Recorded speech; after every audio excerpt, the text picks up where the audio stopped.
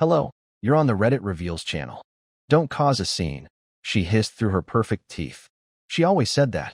At weddings, at funerals, at my father's retirement party, when she showed up 40 minutes late in a white dress.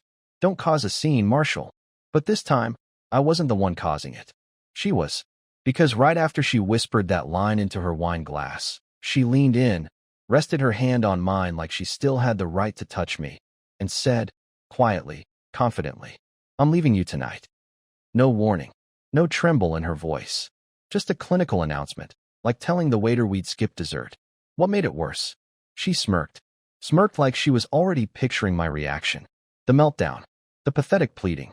The messy, sniveling drama I was apparently famous for in her mind. And I almost gave it to her. I almost let the dam break. But then the door opened behind her. And he walked in. She didn't see him at first. She was too busy explaining how we'd both be happier apart, and how this didn't mean she never loved me. I barely heard her, because I was watching her eyes, waiting for them to drift past my shoulder. And when they finally did, she froze, fork midair, breath caught, skin pale. She knew exactly who it was. And suddenly, her expression wasn't smug anymore. Suddenly, it was terror. She tried to speak, to stand, to fix it, but it was too late. Because the moment he sat down beside me, everything she'd built on lies, manipulation, and secrets began to collapse, one breathless second at a time. And I didn't even have to raise my voice. She said his name before I could, quietly, almost under her breath, like it was a ghost. Wyatt. Her fingers twitched as if she wanted to reach for her purse, her coat, anything that would allow her to disappear. But her eyes were screaming. And I just sat there, still, watching her come apart without touching her, without saying a single word. It was the first time in our entire marriage that she didn't have control over a conversation. Wyatt leaned back in his chair, arms crossed, watching her like she was a wild animal. No warmth, no smile, just a slow, uncomfortable silence that made her squirm. I could see her brain racing, trying to calculate whether he was here by coincidence or design. She glanced at me, then back at him, and finally, at me again. "You knew," she whispered. I nodded once, slow and deliberate. 3 weeks. She exhaled like I'd punched her. And then, for the first time in years, she looked small, cornered. I'd only ever seen that look once before, when she backed our car into her boss's fence and begged me not to tell anyone. That same tight jaw, that same tremble in her lip. Except this time, there was no dented bumper to cover up. This was her soul, wide open and filthy. Wyatt finally spoke. His voice was deeper than I remembered, more tired, like something inside him had cracked and never quite healed. I wasn't going to come, but when Marshall called, I had to. She looked like she wanted to scream. "You said you'd never talk to him. You promised. And you promised you'd never lie to him," he interrupted, his tone flat. "But here we are." She turned to me, desperate now. "This isn't what you think. You mean it's not what I heard? Not what I read? Not what you texted him while lying in bed next to me?" My voice was calm. Too calm. That's what made her panic. She stood up too quickly, knocking her chair backward.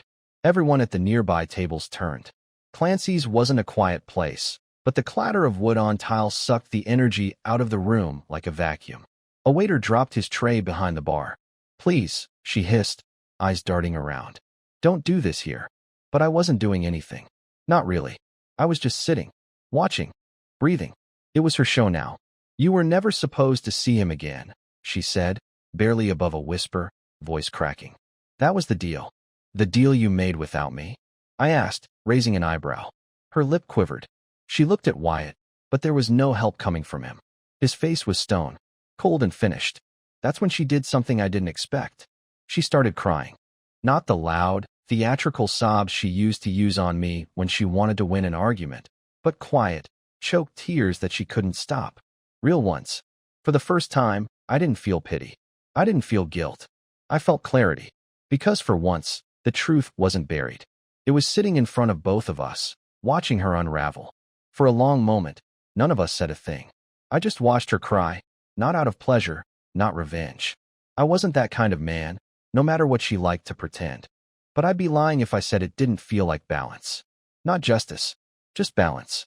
Like after all the times I stayed quiet while she mocked my career in front of her friends, or called me soft, because I didn't yell back, or flinched when she slammed a door too hard.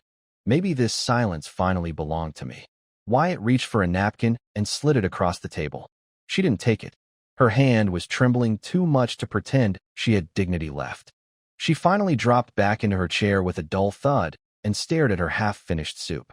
I wondered if it had gone cold, or if she'd even remember ordering it. "I told you," she said quietly, her voice hoarse. "It ended. What happened between us, me, and Wyatt, it was over a year ago." Wyatt didn't even flinch. He didn't correct her. Didn't confirm it either. I nodded. "Yeah, that's what you told him." And then again, 2 months later. And then again, 6 weeks ago when I was in Denver at that tax seminar. Her mouth opened, then closed, then opened again like she wanted to spin it. She always thought she was the smarter one. And to be fair, she usually was. I was the guy who forgot birthdays and used the wrong salad fork. She was the one who handled the mortgage, remembered our neighbors' names, and played the perfect wife at every gathering.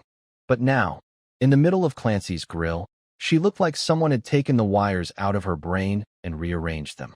"It wasn't supposed to matter," she said. "We were already dead, Marshall. You didn't see it." "No," I said calmly. "I refused to see it. I thought if I kept being the version of me you liked most, maybe you'd remember why we got married. But you didn't want a partner, Addie. You wanted a witness. Someone quiet to nod while you told your version of events." She scoffed, suddenly defensive again. "So this is about you being the victim now?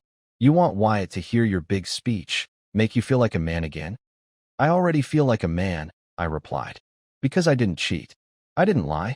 And I didn't gaslight you into thinking I was crazy for noticing your phone was always upside down on the nightstand." Wyatt shifted in his seat. She noticed. She turned to him sharply.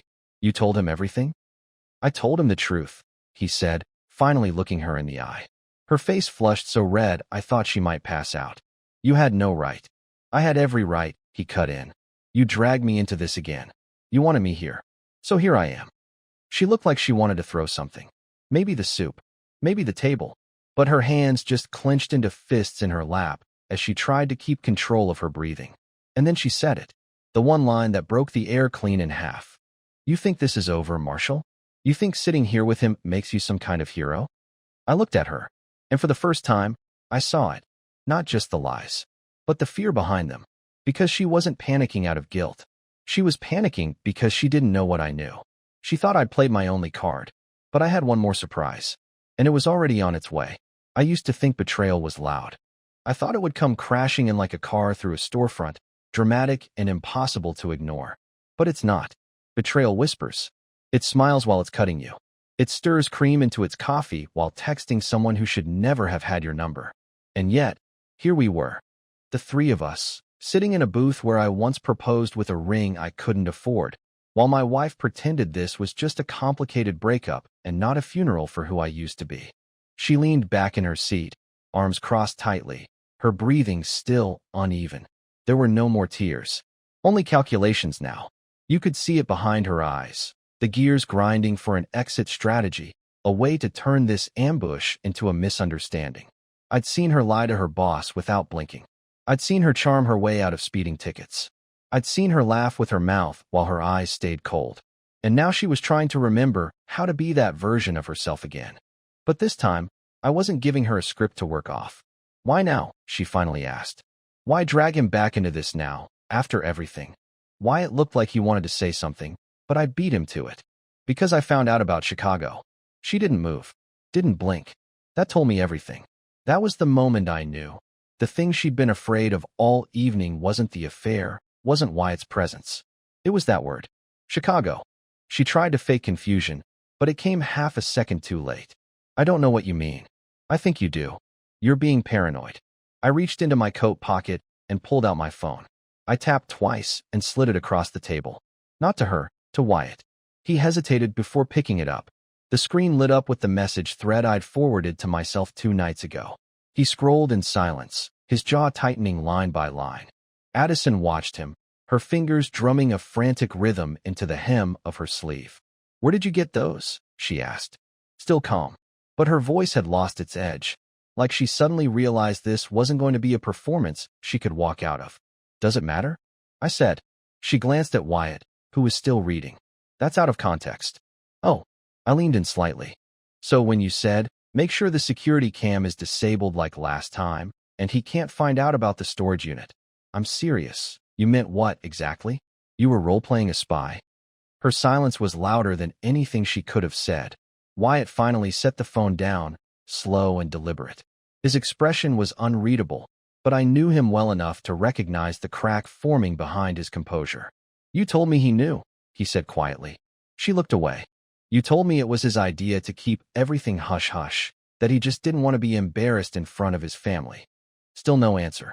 And then Wyatt looked at me. I didn't know about the storage unit. I figured, I replied. She stood up again, not in anger this time. In desperation, like she thought walking out would reverse everything. Like she still had somewhere to go. I have to go, she muttered, already reaching for her purse. I can't, this is insane. You're both trying to twist this. But before she could step away, she froze. Because the front door of the restaurant opened again, and a fourth person walked in. Someone who wasn't supposed to be real. Someone who wasn't part of her script. Someone who hadn't spoken to her in 6 years. And when she saw his face, she gasped so loudly half the room turned toward her. Her purse slipped from her shoulder and hit the floor with a dull thud. No, she whispered.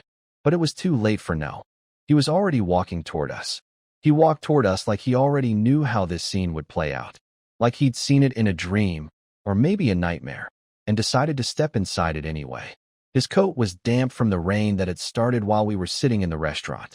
His hands were empty. No bag. No phone.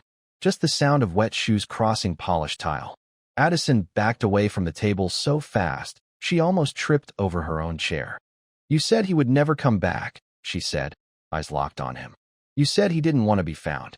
His voice was lower than I remembered. Not soft, heavy, like it had been carrying something for too long. You said a lot of things too, Addie.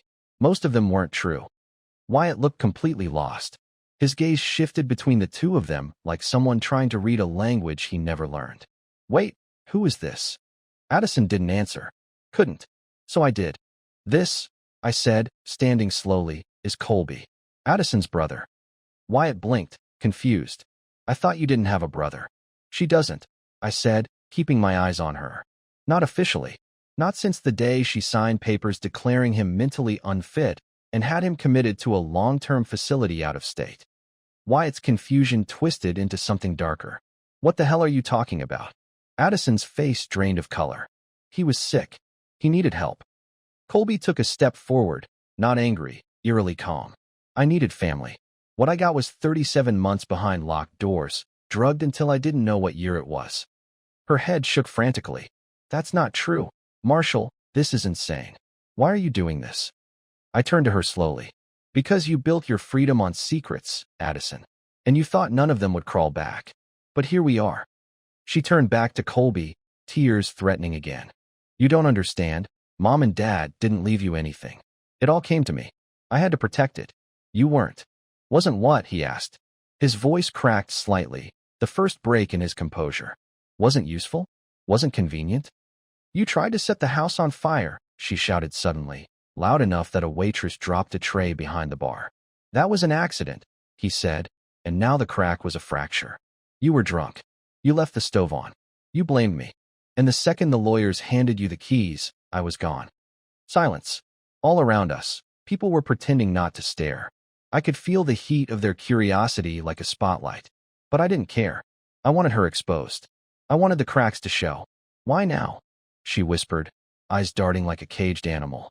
Because I finally stopped being afraid of you, Colby said.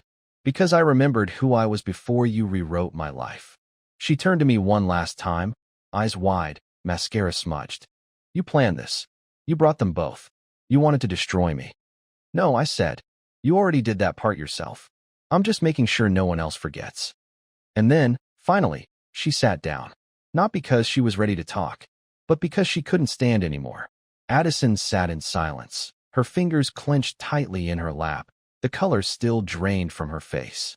I could tell she was trying to process how the story had gotten away from her so quickly, how the lies she thought were buried had come clawing back to the surface with dirt still under their fingernails. Colby didn't sit. He stood near the table like someone who hadn't been invited to dinner and knew it, but showed up anyway because he owned the house it was served in. There was something in his eyes that hadn't been there when we were younger. Not anger exactly, but a coldness that only comes from learning, day by day, that the people closest to you had left you to rot. I didn't come here to scream, he said finally. I didn't come to ruin your marriage, or your fake perfect life. But when Marshall called, when I heard you'd spun another lie, I couldn't stay quiet anymore. You don't know the full story, she muttered, voice brittle. Then tell it, I said, leaning forward. Because everything I've heard so far makes you sound less like a grieving sister and more like a fraud with a bank account full of stolen inheritance. Her eyes snapped to me. That's not what happened. Then explain the trust fund, I said, louder now. Explain why your parents' lawyer thought Colby died 2 years ago. Explain why the power of attorney paperwork had a forged signature. Explain how you were still drawing money from the fund meant for his care. She froze. Wyatt's face had turned pale. What the hell are you saying? I'm saying she declared her brother mentally incompetent, signed papers saying he was a danger to himself and others, then used his name to access monthly stipends that were never hers. When the facility started asking too many questions, she paid for a transfer that never happened. The paperwork listed him as discharged, but his ID and medical records were marked as deceased. The system buried him. Addison didn't deny it. She didn't cry. She didn't scream. She just sat there, defeated, like she had finally reached the end of the road and realized the brakes had been gone for miles. I was supposed to be the one who mattered, she said quietly, not looking at any of us. They gave him everything. All the attention, all the sympathy. Even when he was a mess. Even when he broke things, lied, disappeared for days. I was the one who cleaned it all up. I was the one who stayed. You stayed, Colby echoed, laughing bitterly. You stayed long enough to erase me. She looked up at him, and for the first time, I saw a glimmer of the truth, not the lie she told everyone else, but the story she'd written in her head to justify all of it. That she was the victim. That she was just surviving. That everything she took, she deserved. I was never going to tell anyone, she whispered. Until you called. Until he started asking questions. I couldn't lose what I built. You already have, I said. She looked at me like she wanted to argue. But she didn't.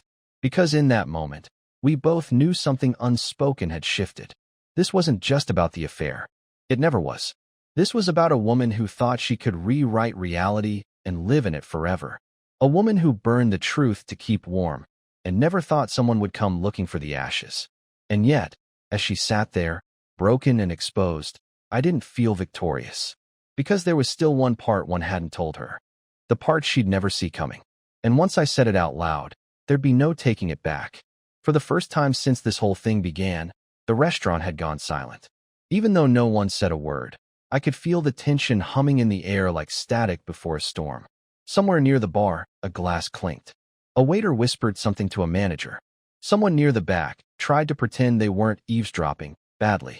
Addison was still sitting, her eyes down, her hands limp in her lap. There was no performance left in her. No curated smile. No cold sarcasm. Just a woman unraveling, thread by thread, trying to figure out how it all slipped through her fingers so fast. But she hadn't asked the one question that mattered most. Not once had she looked at me and said, "How did you find out?" She just assumed it had been dumb luck. That I saw a text by accident, or that Wyatt had cracked under guilt. Maybe she still believed Colby had magically resurfaced, and I just knew who to call. But the truth was, none of this had been luck. None of it had been spontaneous. Because the truth is, I've known for a long time. Too long. I cleared my throat. Wyatt and Colby both looked at me, but I was staring only at her. There's something else you need to hear, I said softly. She looked up, just barely. Her mascara was ruined. Her lipstick had worn off on the edge of the napkin she'd been wringing for the last 30 minutes. She looked like a woman holding her breath in the middle of a minefield. Do you remember last October? I asked. When you said you were going to that women's wellness retreat in Oregon? Her jaw tensed. She nodded slowly. I followed you. Wyatt blinked. You what? I took 3 days off work. Said I had a regional audit. I rented a car and drove 9 hours straight through the night. I stayed in a motel 4 miles from the cabin. I watched the lights turn on in your suite every evening and turn off at exactly 3:30 a.m. when he left. Every night. For 4 nights. Addison said nothing. I watched you kiss him under the porch light. I continued. I watched you wear the scarf I bought you 2 Christmases ago while you laughed into his neck. I took pictures. I recorded video. But I never confronted you. Wyatt looked stunned. Why didn't you say anything? Because I needed to be sure. I needed to know who I was really married to. I turned back to her now, and my voice dropped into something lower. Sadder. But I also needed to understand something else. Why you didn't feel guilty. Why you came back from that trip and kissed me like nothing happened. Why you made pancakes the next morning, played our wedding playlist on Spotify, and told me you were feeling more connected than ever. Addison looked hollow. I thought maybe you were sick, I said. That something had snapped inside you. So I went digging. Emails. Backup drives. Old cloud folders you forgot were linked to the shared laptop. And that's when I found it. Her body shifted like she wanted to run again. But she didn't. Not yet. What did you find? Wyatt asked. I didn't look at him. My eyes stayed locked on her. I found the journal. Addison exhaled sharply. Her face turned completely white. You remember the one, don't you? I continued. The private Google Doc you thought was hidden, the one you vented into like a teenager with a Tumblr account. Page after page about how bored you were, how you were wasting your prime on someone safe, how you missed being desired, how you regretted not marrying someone with power. You listed names, Addie, and you ranked them. Wyatt flinched. Colby stepped back, as if physically repelled. You wrote that I was good at being stable, but not good at being a man. That being with me was like dating an apology in khakis. That you felt like you were playing the supportive wife role in a sitcom no one was watching. Addison's lip trembled, but she still didn't speak. And the worst part? I asked, my throat tight. You said you hoped I'd find out one day, just to see what I'd do. That part, that single sentence, is what changed me. Colby looked horrified. Wyatt was staring at her like she was someone he'd never seen before. I took a deep breath and sat back down. So I waited. I waited for you to dig your own grave. And then I made sure you couldn't climb back out of it. Finally, Addison spoke. But it wasn't a denial. It wasn't even an apology. It was just a question. Soft. Hollow. What happens now? And to that, I only said, that depends on how much more truth you're ready to hear. Because there was one final piece left. And it wasn't about what she did to me. It was about what I had already done, without her even knowing. Addison didn't speak again. She just stared at the table like it might open up and swallow her. I think she finally realized there were no more exits. No more narratives to control. No more alliances to build. Wyatt stood slowly and stepped back from the table, his expression unreadable now. I'm done here, he said, voice barely above a whisper. I should have been done a long time ago. She didn't even try to stop him. She just blinked, slowly, like her brain had slipped into survival mode, and watched him leave. The door swung shut behind him. And that was it. No dramatic goodbye. No final insult. Just silence and the sound of a storm starting outside. Colby gave me a long look. Not approval exactly, but something like understanding. A quiet nod passed between us. You good? He asked. I nodded. Better than I've been in years. He smiled faintly. I'm staying at the Harbor Motel, if you want to talk sometime. I will. And then he left too. Coat still damp, but shoulders lighter. And with that, we were alone. Me and her. The wife who had shattered me, then pretended not to notice the pieces. She looked up at me one last time, her voice so soft it was almost a whisper. You're going to destroy me. I shook my head. No, I said. I'm going to let you go. And that'll hurt more. Her eyebrows knit, unsure if it was a trick. It's not forgiveness, I continued. It's not kindness either. It's release. I don't want to carry you with me anymore, Addie. Not the guilt. Not the questions. Not the weight of who I had to become just to survive being with you. I stood, reached into my pocket, took out the ring. It was still warm from my hand. I placed it gently on the table in front of her. I'm not pressing charges, I said. I've already had the trust redirected to Colby. The lawyer has copies of everything. You'll need to explain that to your accountant, not to me. She opened her mouth like she might argue. But then, she didn't. Because some part of her knew this was mercy. Real, clean, soul-bending mercy. I walked out without looking back. Not because I was trying to prove anything, but because I didn't need to anymore. Outside, the rain had started. Gentle, cleansing. I stood on the sidewalk for a long moment, feeling it hit my face. And for the first time in years, I felt light. Not happy. Not yet. But free. And sometimes, that's even better.